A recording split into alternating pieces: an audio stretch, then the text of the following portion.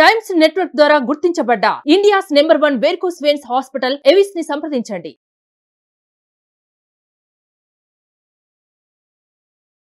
నమస్తే రమగారు. నమస్తే జయ. ముకుంద జ్యువెలర్స్ తెలంగాణలో మొట్టమొదటి ఫ్యాక్టరీ అవుట్లెట్ మన కొత్తపేటలో ఫిబ్రవరి 14న గొప్ప శుభారంభం. రమగారు, అత్తాకోడళ్ళ గురించి ఏదైనా మంచి కథ చెప్తారా? అత్తాకోడళ్ళ తగాదాలు ప్రపంచ ప్రసిద్ధి. రోజులు మారాయండి. మారాయంటావా జయ? ఖచ్చితంగా మారాయి రమగారు. నువ్వు భలే ధైర్యాన్ని ఇస్తున్నావు జయ. నాకు నిజంగా మారాయి. గజం కేవలం 500 రూపాయలతో 1210 గజాల భూమి కేవలం 6 లక్షలు మాత్రమే. కోడళ్ళు రాబోతున్నారడా? మీరు ఫ్రెండ్లీ అత్తగారు రమగారు. నేను చాలా ఫ్రెండ్లీ జయ. 100%. కానీ నిజంగా రోజులు మారాయండి. ఒకప్పటితో కంపేర్ చేసుకుంటే మనం చాలా తక్కువ వింటున్నాం. అంతే అంటమ్మా. ఫ్రెండ్స్ గా ఉండే నేచర్ ని మనం చూస్తున్నామండి. కోడలతో అత్తగారు, అత్తతో కోడలు కూడా సేమ్. అదే హోప్ సో. పూర్వం ఒక రంగాపురం అనే ఊళ్ళో రాజమ్మ అని ఒక ఆవిడ ఉండేదట. ఆవిడ గంప గయ్యాళి. ఆవిడకు ఒక కొడుకున్నాడు వీరయ్య. భర్త లేడు. వీరయ్య కొంచెం మెతకవాడు. ఈవిడ నోటికి జడిసి ఆ అబ్బాయికి ఎవ్వరూ పిల్లనివ్వలేదుట. ఎన్ని పెళ్లి సంబంధాలు వచ్చినా 2 వాక్యాలు మాట్లాడంగానే వాళ్ళకి అర్థమైంది ఈవిడేంటి కొంచెం లౌడ్గా ఉండటం. లౌడ్ చాలామంది ఉంటారు, గట్టి గట్టిగా మాట్లాడేస్తారు. అవి నాకు భయం వేస్తుందమ్మో చాలా లౌడ్ అని. ధోరణిగా మాట్లాడడం. ఆ ధోరణిలో తగ్గించుకోకపోతే మా అబ్బాయిలకి పిల్లల్ని ఇవ్వరు. జాగ్రత్తగా ఉండాలి. జాగ్రత్తగా ఉండాలి. నాకు లేదు రమగారు టెన్షన్. మేము లౌడ్ కాదు. అయితే అదే కాకుండా చుట్టుపక్కల వాకప్ చేయగానే అమ్మో ఇది గంపకయ్యాలి, దీని చేతికి ఇంకేమన్నా పిల్లని చంపేస్తుంది అలా చెప్పేవాళ్ళు. క్రమంగా పెళ్లి సంబంధమే రావడం మానేసింది. అయ్యో, ఆయన 22వ ఏటో 23వ ఏటో మొదలుపెట్టారు. ఆ వీరయ్యకి 30 దగ్గర పడుతున్నా సంబంధాలు కుదరల. అయితే ఏమైంది, ఒకనాడు ఇతను ఏదో పక్క ఊళ్ళో ఏదో గేదెల బేరం కోసం వెళ్ళి ఆ ఊళ్ళో చెరువు గట్టున మంచినీళ్ళు తెస్తున్న ఒక అందగత్తెని చూసి ఎంతో బాగుందని ఎవరినో కనుక్కున్నాడు. మీ వాళ్ళేనోయ్ అన్నారు. ఇతను వాళ్ళ ఇంటికి పోయాడు. మీ అమ్మాయిని నాకు ఇచ్చి పెళ్లి చేయండి అని అడిగాడు. అడిగేసరికల్లా ఆ పిల్లని లోపలికి మజ్జిగ దేమ్మా అని లోపలికి పంపించి వాళ్ళ నాన్న చెప్పాడు, బాబు మీకు తెలుసో తెలీదు అనండి, మా పిల్ల బ్రహ్మరాక్షసి. మా ఈ ఊళ్ళో అది పొట్టాడని వాళ్ళు అది తిట్టని వాళ్ళు ఎవ్వరూ లేరండి, ఆలోచించుకుని చేసుకోండి శభాష్ అనేసరికల్లా ఇతనికి పిల్లేమో నచ్చింది. గయ్యాళమ్మ అలవాటే వాడికి. తెలుసా వాడికి వాళ్ళ అమ్మ గయ్యా? తెలుసు. తెలియకేందుకు, తల్లుల గయ్యాళితనం పిల్లలకి తెలియకుండా ఎందుకు ఉంటుంది జయా? వాళ్ళ అమ్మ కాబట్టి భరిస్తారు, యాక్సెప్ట్ చేసేస్తారు కదా రమ్మగారు. ఆడపిల్లలైనా మగపిల్లలైనా తమ తల్లుల లౌడ్నెస్ని ఒప్పుకుంటారు వాళ్ళు. అలవాటు అంతే. ఇంకా కసిరేస్తూ ఉంటారు. తల్లి మీద ప్రేమ ఉంటుంది కదా జయ, తల్లులతో సన్నికర్ష ఉంటుంది. అయినా గయ్యాళి వాళ్ళు పిల్లల్ని కసురుతారు కానీ మరీ అంత గయ్యాళిగా ఉండరు, బయట వాళ్ళతో ఎక్కువ ఉంటారు.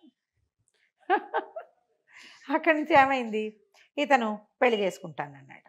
పర్వాలేదు పెళ్లి చేసేయండి, మీ ఊరు పురోహితుడిని పిలవండి అంటే సరే. ఏం చేశారు, సాయంకాలం మంచి ముహూర్తం ఉందని ఇంకా అమ్మలేదు ఏం లేదు, పెళ్లి చేసుకున్నాడు. చేసేసుకుని ఆ పిల్లని తీసుకొచ్చాడు. ఆ పిల్ల పేరు ఇందిర. తీసుకొచ్చాడు. తీసుకొచ్చేసరికల్లా ఆవిడ ముందు నిర్ఘాంతపోయింది. ఎవరెవరా ఇంత పని చేస్తావా అంది. కానీ తర్వాత ఏమనుకుంది, పిల్ల అయితే చక్కని చుక్క, ఎక్కడా సంబంధాలు రావట్లేదు, ఫోన్లే పిల్లాడి పెళ్లి కావద్దు, సరేలే అని ఊరుకుంది. 1 నెల రోజుల పాటు కోడల్ని బాగా ముద్దుగా చూసుకుంది. ఆ అమ్మాయి కూడా వాళ్ళ అమ్మ నాన్న చెప్పి పంపించారు, అణిగి మణిగి పడుండవే, కొత్త ఇప్పుడే పెళ్ళి అయింది నీకు, లేకపోతే పెళ్లి కూడా అవ్వదు, నీ పేరు తెలిసి ఎవరు రావడం లేదు అని అమ్మ నాన్న కొంచెం నచ్చ చెప్పారు. ఈ అమ్మాయి 1 నెల రోజులు ఆగింది. ఆ తర్వాత అంటే అంటే చిరాకులు పరాకులు విసుకులు కసుకులు నానా గందరగోళం. అత్త కోడళ్ళు. ఇతను ఎక్కడికైనా వెళ్ళి ఇంటికి వస్తే వంట అయ్యేది కాదు. మీ అమ్మతో పెట్టించుకోమనేది ఆవిడే. నీ పెళ్ళం ఏం చేస్తుంది, కూర తీసుకొచ్చావు కదా అంటుంది ఈవిడే. కొట్టుకు చచ్చిపోయేవాళ్ళు. ఈ సందట్లో ఇతనికి అన్నం పెట్టేవాళ్ళు కాదు. ఈ అమ్మాయి పొయ్యి మీద బియ్యం పెట్టి అవతలకి వెళ్తే ఆవిడ మాడినా దింపేది కాదు. ఆవిడ కూరేసి యువతలకు వస్తే అది తగలడిపోయినా ఈ అమ్మాయి మాట్లాడేది కాదు. ఇలా చేసేవాళ్ళు. తిండి దొరికేది కాదు, విసుగు పుట్టిపోయేది. కానీ అతను సహజంగా మెతకవాడు అవటంతో వాళ్ళిద్దరూ ఏం చెప్పినా ఏం మాట్లాడినా గొడవకి దారి దిగన. మా అమ్మతోటి ఏమిటి ఇలా అన్నవట అని ఆవిడని అడిగేవాడు కాదు, మా దాని ఎందుకే అమ్మ అలా అన్నవట అని అమ్మని అడిగేవాడు కాదు. ఇద్దరు అలాగుండేవాళ్ళు. ఈ లోపల ఏమైంది, ఆ ఊరు పెదకామంది గారు అబ్బాయి పాము వాత పడిపోయాడు. పాము గారపోతుంటే ఇతను ఆ పాముని తప్పించాడు. వీరయ్య మా అబ్బుకుని పిల్లాన్ని వెనక్కి లాగేసి పాముని కొట్టేశాడు.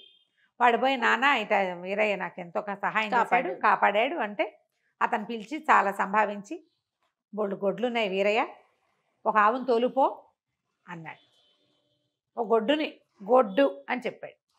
ఇంటికి వచ్చి అమ్మాయి పెదకామంది గారి దొడ్లో ఇంచి ఒక గొడ్డును తోలుకెళ్ళమన్నారే. వాళ్ళకి ఆవులు ఉన్నాయి, గేదెలు ఉన్నాయి, ఏం చేయమంటావు అన్నాడు. అనగానే తల్లింది, ఆవు ఎంతో మంచిది, శ్రీ మహాలక్ష్మి, ఆవును తోలుకురారా అంది. పెళ్ళామంది, ఆవు పాలు పల్చగా ఉంటాయి, పెరిగి ఏం బాగోదు, తట్టట్లాడుకుంటూ ఉంటుంది, ఇంత వెన్నైనా రాదు, గేదె పాలు బలం. మనం కూడా చెప్పుకుంటాం ఇవి. ఆవు పాలు పల్చను కదా, అవును.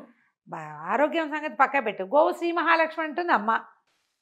గేదె బలం, గేదె పాలు బలం, గేదెకి వెన్న వస్తుంది, గేదె పాలు అయితే ఏముంది అంత వెన్న వస్తుంది, నెయ్యి కొనుక్కోబడలేదు. చెంబెడు పాలు ఇచ్చిందంటే బయట ఎవరికైనా పోస్తే 10 రూపాయలు కూడా వస్తాయి. ఆవు పాలతోటి ఏమొస్తుంది? వైద్యానికి తెప్పిస్తే ఆవు పాలు ఎందుకు పనికిరావు అని చెప్పి పెళ్ళాము. ఇక కొట్టుకున్నారు. తేలలేదు కథ. ఆవు గేదె తేళ్ళ. అక్కడి నుంచి సర్దుకున్నారు. మర్నాడు కామంది గారు పొలం నుంచి తిరిగి వస్తూ, ఏరా వీరయ్య, గొడ్డుని తీసుకెళ్తామని అన్నావు కదరా అనేసరికల్లా ఇతను అన్నాడు, బాబు మా ఇంట్లో తగదా అండి, ఆవా గేద అని కొట్టుకుంటున్నారంటే, గేదెలు ఎక్కడవిరా, గేదెలు ఇవన్నీ ఆవులే ఉన్నాయి, రేపు తీసుకుపో, ఒక ఆవును తీసుకెళ్ళి నీకు ఇస్తానని ఇంట్లో కూడా చెప్పాను, నువ్వు వెళ్తే ఒక 2 గడిమొప్పులు కూడా ఇస్తారు, జనపకట్ట ఉంది అది కూడా తీసుకుపో అన్నాడు. ఇంటికి వచ్చి అమ్మ కామంది గారింట్లో గేదెలు లేవుటే, ఓన్లీ ఆవులే ఉన్నాయట అనేసరికల్లా అప్పుడేముంది, ఇకనేమి తెల్లటి ఆవును తోలుకురారా అంది వాళ్ళమ్మ. తెల్లావేమందంగా ఉంటుంది, నల్లటావైతే అందంగా ఉంటుంది, నల్లావు పాలు కొంచెం చిక్కగా ఉంటాయి, నల్లావుని తోలుకు రావాల్సిందే అంటుంది పెళ్ళాం. మళ్ళీ స్టార్ట్. ఏంటి నీకంత తెలిపిచ్చి అంటే, నీకు మాత్రం నలుపుకేం తక్కువ, నువ్వు నల్లగా లేవా అని కోడలు అంటుంది. నీకు నలుపు ఎందుకు పనికిరాదు, నువ్వు మాత్రం నల్లగా లేవా, ఓకే, నువ్వేమైనా పెద్ద అందంగా ఉన్నావా అని. తెలిపైతే ఏమి తెలుపు, నీకు తెలుపు కాబట్టి తెలిపే కావాలి, ఇలా కొట్టుకున్నారు. 2 రోజులు వెళ్ళల. 3వ రోజున మళ్ళీ కామంది గారు కనపడ్డాడు. ఏరా గొడ్డిస్తానంటే వద్దా నీకు వీరయ్య, తీసుకెళ్ళవేమిట్రా అన్నారు. అనేసరికల్లా బాబు ఏం చేయనండి, మా ఇంట్లో చాలా తగదా అండి, వాళ్ళిద్దరూ తెక్కొట్టుకుంటారు, మా అమ్మ అదంటుంది, మా ఆవిడ ఇదంటుంది, పడలేకపోతున్నాను, అత్తా కోడళ్ళ గోల, అందుకని ఇంకా తీసుకెళ్ళలేదండి అన్నాడు. అనేసరికల్లా ఆయన అన్నాడు, నాకు అత్తా కోడళ్ళ గోల తెలియదురా, 2 పెళ్ళాల గోల తెలుసు, నాకు 2 పెళ్ళాలు ఉండటం బట్టి వాళ్ళు అలాగే కొట్టుకుంటారా, వాళ్ళు ఒకళ్ళకొకళ్ళ శత్రువు, వాళ్ళకు ఒక బలమైన శత్రువు ఉన్నాడు అనుకో, వాళ్ళు చచ్చినట్టు ఉంటారు అంతే అన్నాడు. అనేసరికల్లా ఏం చేయమంటారు బాబు అన్నాడు. ఏముందిరా, వాళ్ళల్లో వాళ్ళకి తగాదాలు పెట్టకూడదు, ఇద్దరిని లైన్లో పెట్టాలి ఒకడివే అనగానే వేరే బాగా ఆలోచించుకున్నాడు. చెట్టు కింద కూర్చొని సాయంకాలం కామంది గారింటికి వెళ్ళి బోల్డ్ ఆవులు, 100 ఆవులు, వాటిలలో ఒక మంచి కపిలని తీసుకుని వచ్చేసాడు. ఎర్రగా ఉంటుంది కపిల.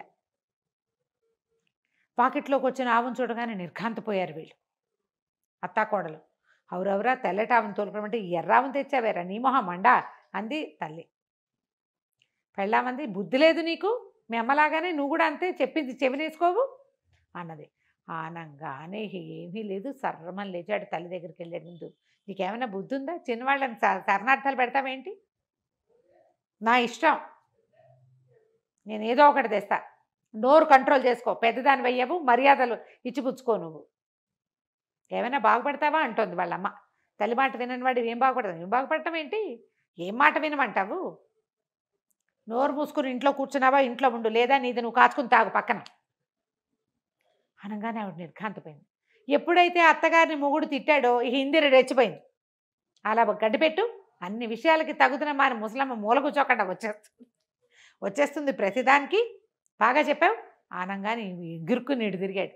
పళ్ళు రాలగొట్టేస్తాను, నేను ఆవును దేవాలో నువ్వు చెప్తావా, మగవాళ్ళ వ్యవహారంలో నీకెందుకు, పెళ్లి చేసుకున్నా ఇంట్లో వంట చేసావా కాపురం చేసావా అన్నట్టు ఉండాలి, అక్కర్లేని విషయాల్లో కనుక కలగ చేసుకున్నావంటే కాళ్ళు విరకొట్టి పొయ్యిలో పెట్టేస్తా అనగానే నిర్ఘాంతపోయింది. తల్లిని కొట్టినంత పనిచేసి ఇందిరిని నిజంగా కొట్టబోయాడు. వాళ్ళిద్దరూ నోరు చేసుకున్నారు, వాళ్ళకి అలవాట్లేదు వెనక్కి తగ్గటం, మాటలు విసిరంగానే ఇతని మీదకి వెళ్ళిపోయాడు. ఎప్పుడైతే నిజంగా కొట్టబోయాడో బిక్క చచ్చిపోయారు ఇద్దరు. నిశ్శబ్దంగా ఊరుకున్నారు. ఆవుకు పసుపు రాసి బొట్టు పెట్టండి, దొడ్లో తీసుకెళ్ళి కట్టేయండి, కాస్త గుర్తుపెట్టండి అనగానే వంతుల వారీగా చేశారు పనులు. ఆ తర్వాత నుంచి కొట్టుకోవడం మానేశారు. అతను ఉన్నంతసేపు కుక్కిన పేలలు ఏమిటి, అతను వెళ్ళాక ఇలాగ నన్ను చూసేవా అత్తయ్య, మీ వాడు ఏమన్నాడో అని కోడలు, ఏమిటో వీడు ఇలా తయారయ్యాడు అని అత్తగారు. వాళ్ళిద్దరు మాట్లాడుకున్నారు. ఒక బలమైన శత్రువు ఉంటే వీళ్ళిద్దరూ ఇహ కొట్టుకోరు, ఆ శత్రువు అతనే. అతనే కంట్రోల్లో పెట్టుకున్నాడు. ఆ తర్వాత ఇంకా కొట్లాటలు లేవు, గయ్యాళితనాలు తగ్గిపోయినాయి. నమస్తే రమ్మగారు. నమస్తే. సుమన్ టీవీలో మీ పర్సనల్ అండ్ బిజినెస్ ప్రమోషన్స్ కోసం కింది నెంబర్కి కాంటాక్ట్ చేయండి.